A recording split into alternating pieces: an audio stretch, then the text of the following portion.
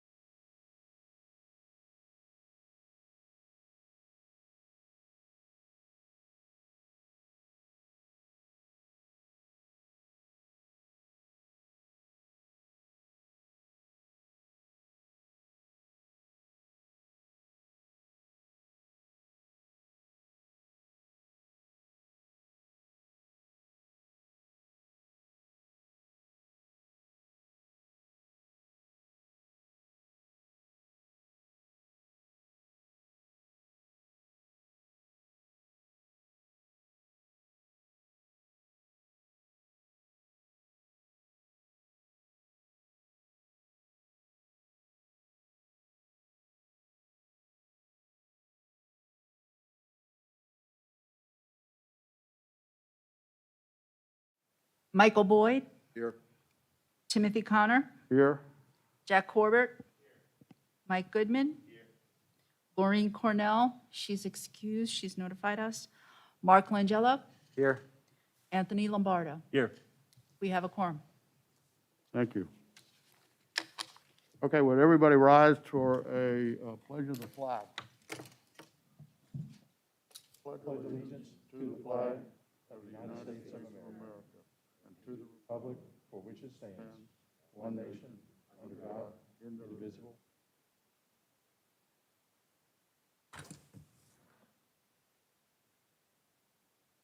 So we've got a couple of quasi-judicial matters on the calendar for tonight, and there are rules. I don't think there's enough people here tonight to cause a big disturbance, but no interrupting the speakers from the gallery, no talking from the gallery. If you want to say something, come up to the microphone, introduce yourself, and we'll give you time to speak. But the process is the applicant gets 10-minute presentation, staff gets a 10-minute presentation, the applicant 15, and then public comment, three minutes apiece. So anybody that wants to make a comment can do that. You'll have an opportunity. But you need to come to the mic to do it. Don't do it from your chair. So with that said, I want to call the first matter to the floor. This is application number 3231. Mr. Mingle?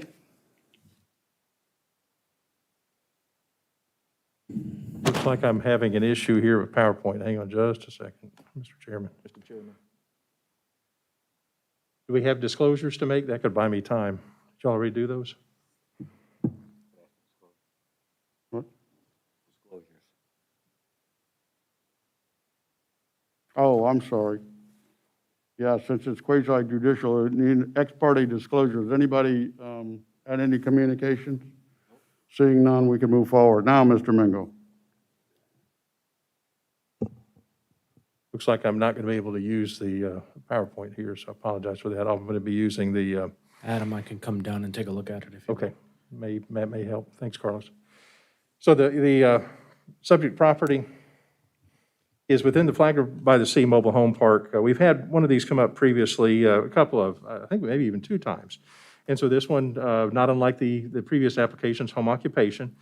This is unique in our land development code because in the MH3 zoning district, this district requires a special exception for consideration of the approval for a home occupation. Other zoning districts, we don't have that. Part of the reason for that, justification for it is it's an MH3 zoning district. It's more dense than typical developments. There may be a reason to have some of those extra controls within the special exception built into this. Fairly routine at this point, I think, for us, especially in Flagler by the Sea, because the use itself is restricted to just the confines of the space that's within the park. The park is, as we all know, well kept. There's not the ability for someone to place a sign outside and kind of have their customers come in. And really for a handyman, it wouldn't be appropriate anyway. And so in addition to the ordinary special exception guidelines that we do have those specific guidelines that pertain to home occupations. The applicant is present. He's reviewed those. Mr. Garcia has gone over those and says, yeah, I agree to those in the conduct of my business. And so that won't be an issue for me. And so when we go through and we review the criteria, I've done it in the staff report, much of this is not particularly applicable. It's going to go through and talk about things about refuse and service areas and signage, lighting, aspects that are specific to the MH3 development itself, and not really geared towards something that's an existing use, in this case, that space within a mobile home park, an existing unit. And so the statement from the applicant that I'm going to do this on a continuing basis is something that we take their word on. It's something that he's attested to. I think the good part about it, you've seen the site plan that he's included, and then also the statement that he's included on that, and I just wanted to read that into the record. I had a slide on this note. In my line of work, all work is performed at the customer's site. No work is done on premises. No work-related items, equipment of any kind will be stored or worked on premises. Home base will be used strictly for parking. Company van, only one of those. Van cannot be seen from the street, and I will conform to all recommendations and rules. And then signed by Mr. Garcia there with that. And so with that in place, staff's, again, review the criteria, provided 3 possible options to the board. First one being approval. And your findings then would be that all special exception criteria listed in the guidelines at 30703G have been met, and therefore approves the home occupation for handyman at 2982 North Ocean Shore Boulevard. a denial could be an option. That would find that one or more of those criteria have not been met, and that therefore you would deny that home occupation special exception. And then the third option would be tabling. And with that, Mr. Chairman, I'll close, await any questions or comments from the board. Again, Mr. Garcia is present if you have any questions for him. And thank you very much for your attention.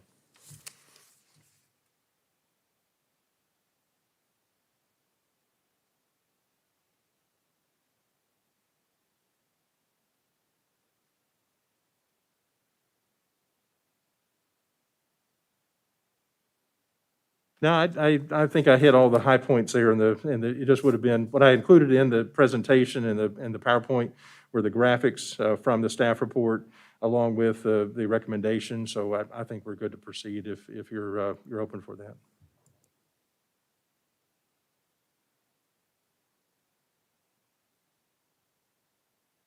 Does the applicant want to come forward and make a presentation?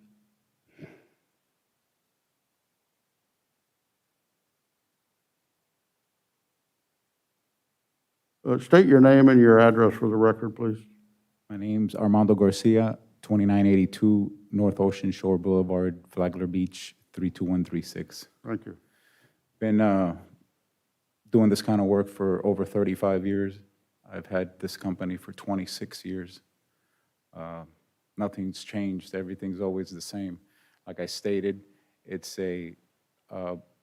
work is based strictly at the customer site. No work is brought home with me. So no chemicals. Again, I think that was something that was in question. No chemicals of any kind. Any chemicals that I use is basically supplied by the customer themselves. I don't supply any chemicals whatsoever. They have all the cleaning agents there already, and that's what I use. And again, one van on the side of the house. So I don't have any employees. I've been a one-man operation for 26 years. Got it? Okay, All right, thank you. Does anyone from the audience wish to speak? Do you have questions for the applicant? Anybody from the audience wish to speak? Seeing none, we'll call the question. Does any board make a member have motion. anything to say? I'd like to make a motion. I'd like a motion to approve the application 3231. Okay. I'll second it. We got a motion I'll second it. and a second. And just to clarify, I'd make it with all the restrictions and all the stuff that staff put in there. Okay, so the motion is to do it with the restrictions intact, and you understand those restrictions, is that correct? Okay. So, any further discussion from the board? Call the question. All those in favor say aye. Aye. Any opposed? Motion carries. Move to agenda item 3232. Again, is there any disclosure of ex parte communications? Seeing none, we'll move forward. Mr. Mingle? Yes, sir. Application 3232. Maybe this is the what do you call this? The second trip to the buffet for us on all these? It has a eerie familiarity, doesn't it? Because we've seen this one before also. And so the realtor tried with the veterinarian before, and I'll answer for them. I think that the timing was long. It's never easy for us to get something from an application forward to this, and it didn't work out before for the previous tenant. So you've seen this before. Property is familiar to you. It's just south of 386 on that same east side of A1A. And the current proposal is for fishing instruction. And so that's the quick answer. That's the tenant that's going to come in this time and potentially operate out of this facility. So the idea there is that maybe a lot of one-on-one, maybe some boutique sales that will happen there, but it's going to be fishing instruction, and clearly there's no water here, so you're going to go from here to your fishing location. But the part that's the classroom part, the part that's the individual attention that's going to be there, the individual instruction will occur within this building. And so that's the part of it. But then the other part that came into this was, well, what if something happens there? We don't want to have to go through this again. This is not necessarily an atypical application for us. We've had these before come up where, we're having that constant maybe push-pull. Real estate side, their operation, they want to be able to create an opportunity for a tenant or for ownership, whatever the case may be.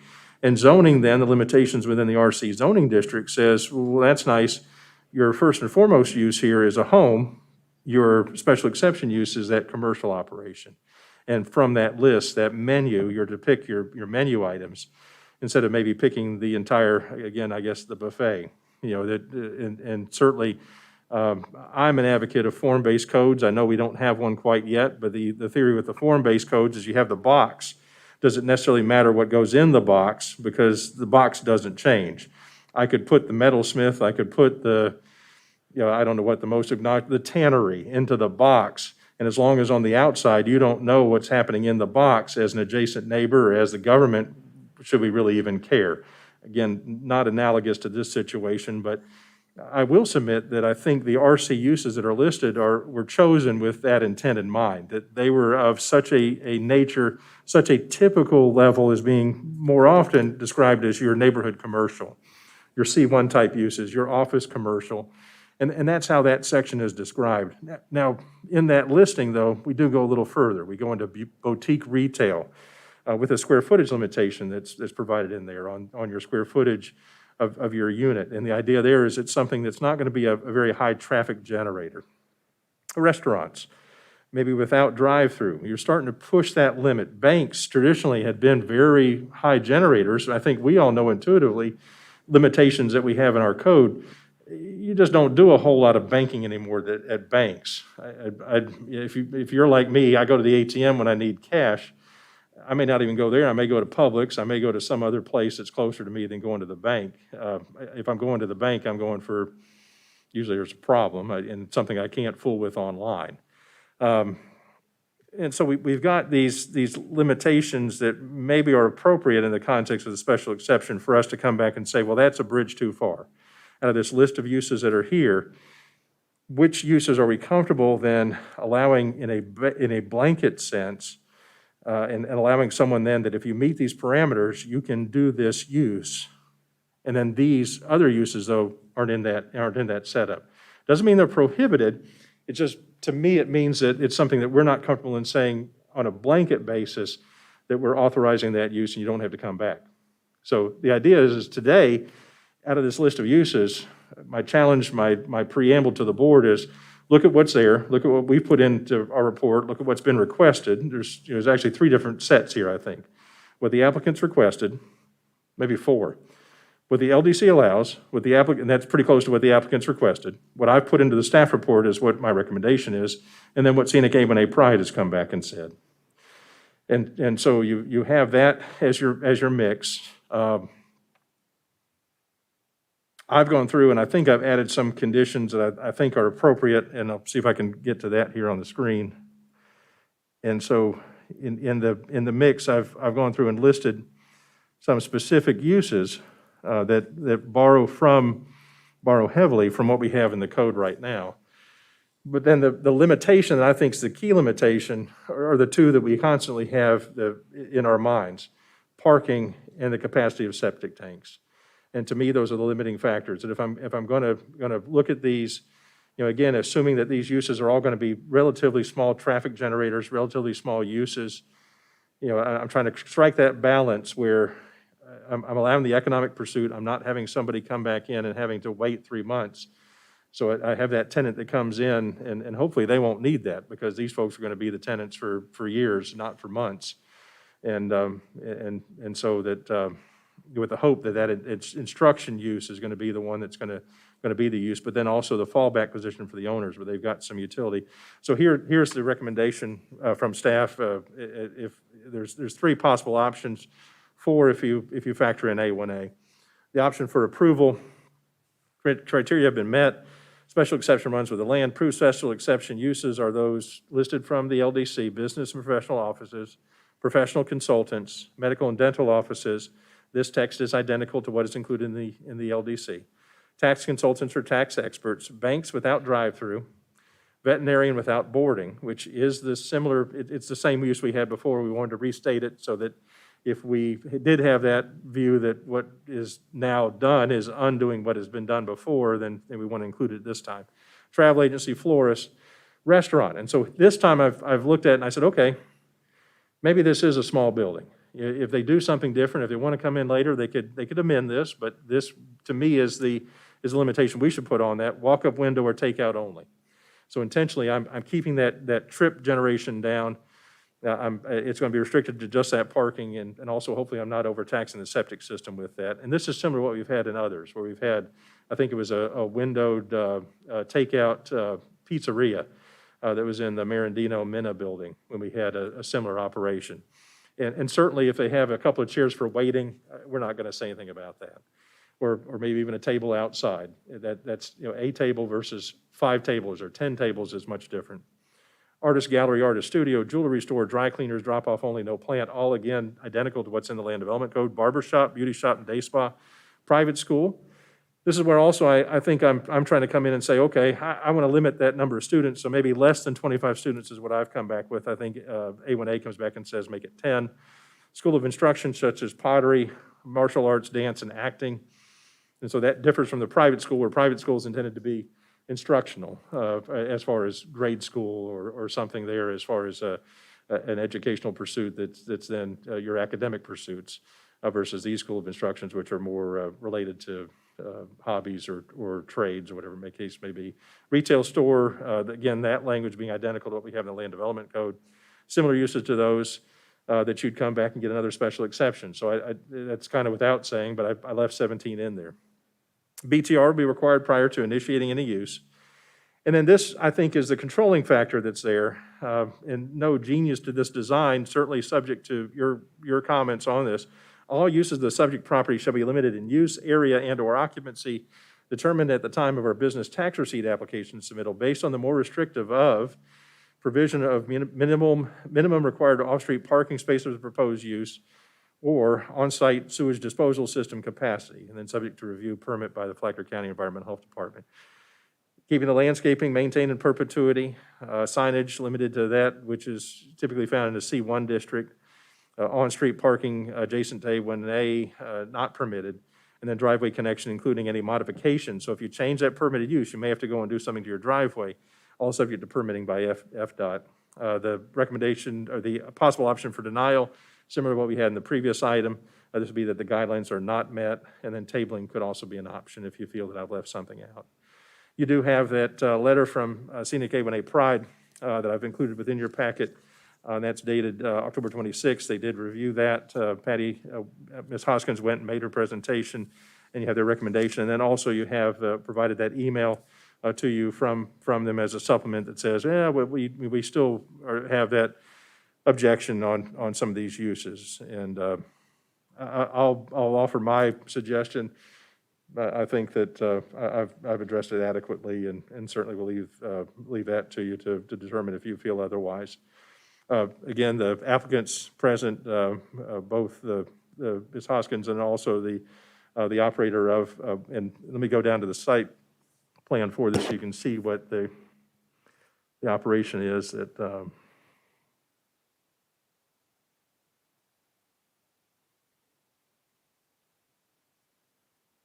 this also is within your packet. So you got the quick narrative that's there as part of the business plan. I'll give you some time to read that. And then this also was a page within your packet that had the actual site plan that was part of this operation. So you can see it's not dissimilar from what was there before. The parking is in the rear as we would want to have it. The building is the existing building. So the buffering is as best can be provided on an existing developed site. And so that's the intent here with that. And with that, Mr. Chairman, I'll submit the staff report, the items that I've included within that, the supplemental email, all of this in the totality of it as part of the staff's recommendation there with the options for the board's consideration. Wait any questions or comments. Thank you very much. Thank you, Mr. Ringo. Let me understand that the site plan that's been presented, all of the improvements here, including the parking and everything, that is all westward of the existing mobile home? Yes, sir, that's right. And the mobile home is going to stay? Yes, and that's been combined through a lot of record application mainly because of the septic situation that's there. As I believe, it's a shared system, I think is what's there, that's just recently been replaced. And so that, they're separate entities, but they are together on a single parcel. And so that this is, all these improvements, these are occurring on the RC zone parcel that's fronting on A1A, all west of the mobile home. And if I understand the presentation, any business tax receipt application is going to go through a full vetting, so parking would limit whatever could go in there anyway. That's our consideration is that, and really for most of these, as y'all are well aware, that the generator is going to be one parking space per 200 square feet of your gross commercial floor area. And so the math they have now works for that. The intent with putting that in is that we do have a different generator for medical offices. We do have a different generator for restaurants. Restaurants based on employees and number of seats. And so the other idea is keep the seats down inside or maybe make them non-existent. Then you're just dealing with employee parking. And maybe in the COVID-19 days now, we're talking about more delivery, more maybe loading zones versus having fixed parking. And so we'll have that available. But that was the intent there with it, with the parking spaces they provided. They're meeting the bulk 896 square feet you've got there within the building. They're meeting that requirement and exceeding it for most commercial uses that are in this list. Is a 9-foot wide space allowed under our code? It is. That's our minimum, 9 by 18. Okay. Anybody else on the board? Mr. Goodwin? I have a question. The question is, you're talking about putting up no parking signs on A1A? That had been discussed, and I don't want to say that here because I think what was really being discussed as it relates to this is that I think right now or earlier there was an informal driveway that was there, and DOT had come back and said we don't want that. It's kind of at the north end of the parcel, and the applicant came back and said we're okay with that. The owner didn't care to have that go away. I'd say I think it's more of a when 386 has something happen, I think that you see the parking on both sides of A1A. And so that's, at least we had that as the experience. Maybe we don't have that now in the COVID-19 days, but we had parking that was pretty free. And as I remember, there was enforcement issues that were being raised by the sheriff's office. And I'm hesitant. The problem I've got is it's a scenic corridor.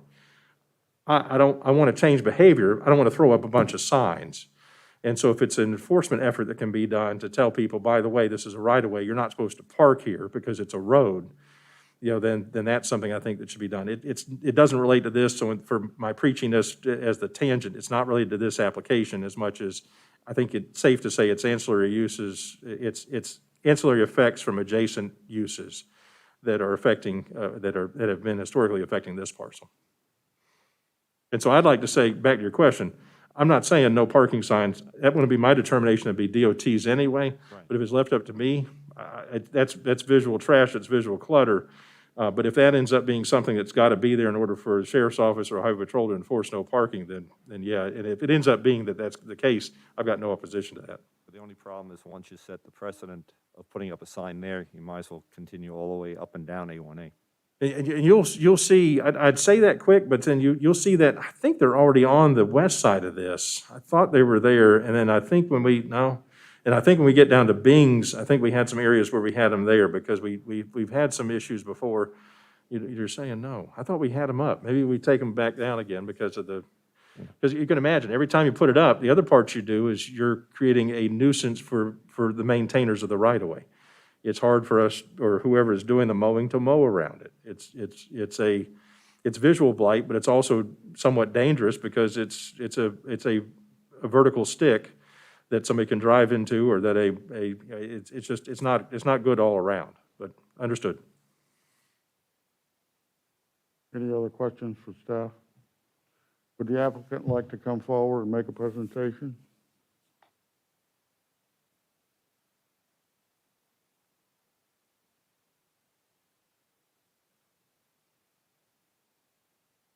State your name and address for the record. My name is Michael Howes. My address is 29 Malacompa Road, Palm Coast, 32137.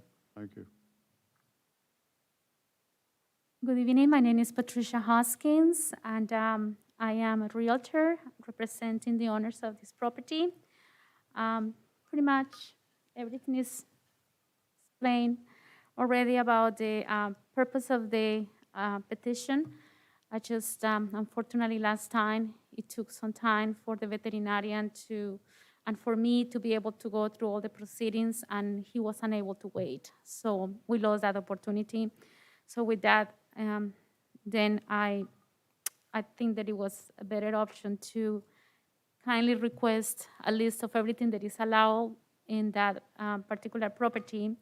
And with that approval, then I don't have to be all the time coming here and appealing to a new tenant. And also, I would like to introduce a prospective tenant, Mr. Michael Howell, and he would like to tell you a little bit more about his business. Thank you. Do you have any questions? Any questions? Nope, thank you. Thank you. Thank you, Patty. So I've been a licensed charter captain for the past 20 years. We've recently relocated back to Palm Coast 2 years ago with my wife. My parents live in Palm Coast. I used to say I was the founding father of Palm Coast. I moved here in 1979. We lived on Farragut Drive. No McDonald's, no traffic light, no bowling alley.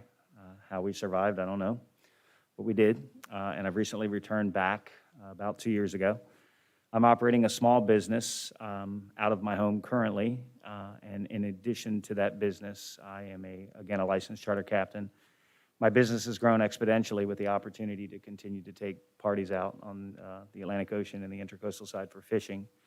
And as times progress, we've just saw the need for anglers that don't have skilled in that passion, or they have passion for it, but they just don't possess the skills to be able to do it on their own. So constantly people are asking us to lend them information about rigging and sets and hooks and just basic aspects of fishing. So we felt that it would be a good opportunity for us to extend and offer this service to people that felt that it's of value for them. So we wanted to offer the angler instruction with no hidden agenda in association to that. As a charter captain, my intentions would be at that facility to consult with the person who is electing and choosing to, push forward their trade, followed by the opportunity to commit with them to taking them to an offshore, what we call an offshore adventure. So again, we utilize the boat ramp at Bing's. Typically for us, it's no more than 2 days per week. This facility for us would not support any means of fishing, if you will, by rights of storing or occupying a boat on that site. I keep the boat at my residence. But if the opportunity presents itself that I engage with this student in teaching them the trade, and then they have an interest of signing to take an offshore adventure, then it's our intentions to do so. So I wanted just to be transparent about that we'd like to parlay those two aspects into one opportunity for us. Thank you. Awesome. Any questions? I do have a question for him. Okay, Mr. Vangello? You said that you were going to store the boat at your house, so you do not intend to bring the boat to the property and have it there during the day or anything like that? No, sir. Any further questions? Thank you. All right, thank you. Does any member from the audience wish to speak on this item? Seeing none, we'll move forward. Any board discussion or a motion? Yeah, I'll make a motion to approve the application. Have a motion I'll second. and a second? Any further discussion? I'd like to say for one that I think that this kind of development of small lots in the hammock is perfect. I think this is exactly what the hammock needs in order to keep large parcels from, or large parcel developers from buying up all the little lots and turning things into public shopping centers. So I'm all in favor of it. All those in favor? Aye. Aye. Any opposed? Motion carries. So that concludes the business for tonight. I believe the next is staff comments. Mr. Mingle, do you have any comments? A couple of things, yeah, just to give you a quick update on, I think you'd asked for this a while back, and it's probably the first one I've ever actually told y'all about, but the Relay Ridge plat had been continued from the, I think it was at September 9th Board of County Commissioners meeting. We had heard it in August, I think is when it had come to this board. And so that had been kind of indefinitely continued, and then now is going forward on the Board of County Commissioners meeting on this coming Monday night at 5:30. And then also then the Gardens project. And so that would be both the Gardens PUD site development plan amendment and the Gardens preliminary plat would come forward on that. That had been, I think, heard at the September 21st meeting, I think is that board date, and then had been tabled subsequent since that. It was continued to the October meeting, and then now has been scheduled for the November meeting. So both of those are coming forward on that. If you have any interest, tune in and watch those. And then wanted to see if there was any mention that I had said before, entertaining that possibility if y'all wanted to change the meeting date, maybe to Thursday, and just touching back with y'all if y'all were interested in that, if there was anything out there. And so see if y'all had considered that, and I'm just offering it up. And again, you can continue to think about that. And I think the note that Winnie just told me is that we've got nothing on the docket for TRC. And so we potentially then, if we sit like that, and I think you're okay with that, and I don't have an LDC update to bring to you like I had hoped to, so that will end up being, we'll have the December off, darn, and so we won't see you then for December, and then we'll have, I think, an election that will come in January. I think we'll have that coming up. And then let me give you one other foreshadowing. We do have discussions, we're almost at that point to make it through our impact fee study and get some information. We can start coming back in, start having some meetings, start having some hearings on that. And maybe I'm being too optimistic, but had a good productive meeting with our consultant. We're wrapping up the last of our data portion on that. And so I'm excited to hopefully have that come into the discussion. I think that's a key part that we've had missing here in our development up until now. And with that, I'll close. And I suppose if we end up not having a meeting in December, I'll go ahead and wish you happy holidays now at this point. And so any questions, thank you all very much. Chairman? As far as a Thursday meeting, I don't have a problem with it, but just to clarify, wasn't, or does Benel still have their meeting on the same second Tuesday? Are we still in a conflict with them at this date anyway? Because if we are, we haven't had that issue come up in a while, but I remember back in the day, we would have consultants and landowners and engineers, and they were having problems because they were having meetings to show up at the same date. And, so I don't have any problem with Thursday myself personally.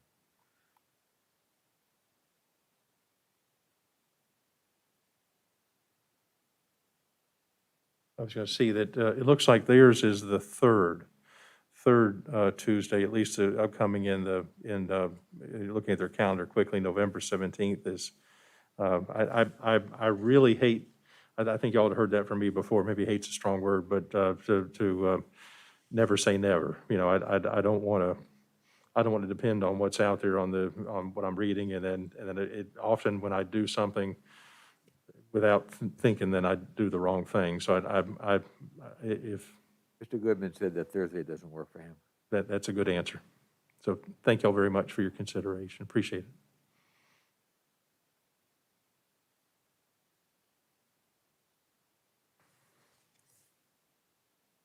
it. I'm amenable to doing whatever works. I don't have any strong feelings one way or the other on this, so. Does anybody else have any comments? I think Tuesday's fine. Okay with that? Okay. We're good, understood. Thank you all very much for at least I've answered that. We've thought about it and do appreciate that. And I think my quick answer is that if it's working for us now, I'm not interested in changing what works. Thank you. Okay. I guess we'll see you guys next year then, if nothing changes, huh? Any other comments? No, sir. Any board comments? Merry Christmas, everybody. Happy holidays, all that good stuff. I have one before we do. Minutes Are we going to see minutes? Yeah, we were talking about that today, and I think you can see here, and not that this is an excuse, I've always got to come up with some kind of excuse though, and it's a good time to do it, but we're down right now, just one, in our ranks, and so we've been, I got to praise everybody that I work I with. mean, I got a pretty good memory, but I know. we don't have a public record, so I'm a little concerned about that. And that has been, yeah, I'll admit, that's been difficult for us to take things to the boards, to Board of County Commissioners also. And so each time we're lacking formal minutes, we do have, available for the public, we have, YouTube, and it's, boy, is that fun watching, sit through, an hour or 2 hours or 3 hours for some of our meetings.